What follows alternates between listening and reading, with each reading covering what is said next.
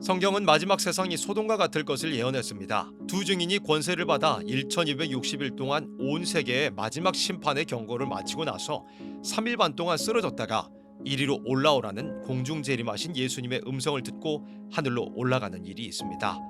두 증인이 예언하는 1260일 전 3년 반은 온 인류에게 허락된 마지막 기회인데 이 기간이 지나버리면 더 이상 환란을 피할 길은 존재하지 않게 됩니다. 그런데 성경은 이 두 증인이 증거를 마치고 들림받는 때의 세상을 소돔이라고 말씀했습니다. 소돔은 분명히 동성애를 비롯한 여러 가증한 행위로 말미암아 불의 심판을 받았던 곳입니다. 유다서에서는 간음을 행하며 다른 색을 따라가다가 영원한 불의 형벌을 받음으로 거울이 되었다고 말씀했습니다.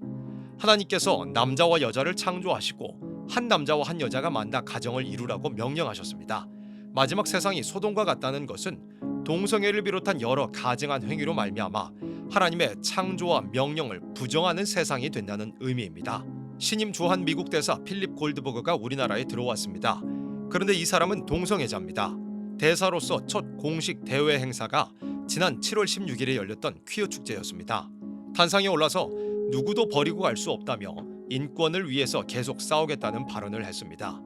미국 대사뿐만 아니라 네덜란드, 뉴질랜드, 노르웨이, 덴마크, 독일, 스웨덴, 아일랜드, 영국, 캐나다, 핀란드, 호주 등 여러 나라의 외교관들이 퀴어 축제에 참석했습니다.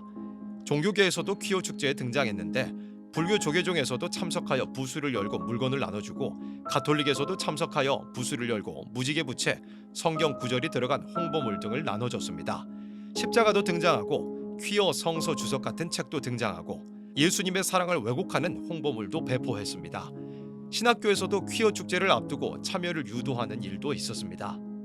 유사 군 관련 단체도 참석했습니다.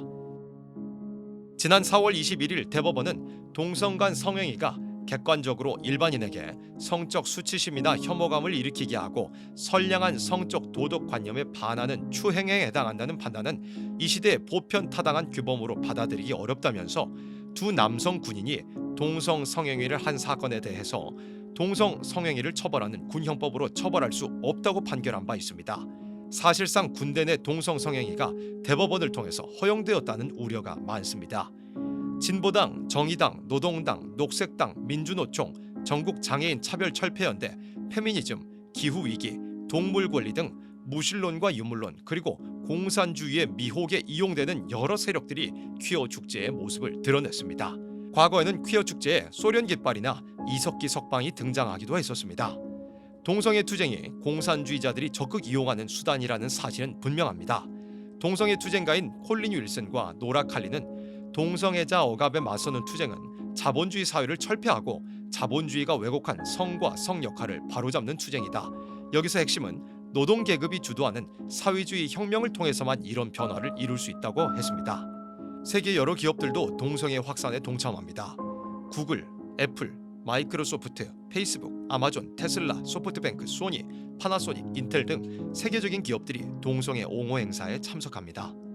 아이들이 많이 보는 디즈니에서도, 기독교 방송사에서도, 예능 프로그램에서도, 심지어는 점집에서도 동성애가 등장합니다. 동성애를 비롯한 여러 가증한 행위로 불의 심판을 받아 멸망한 소돔.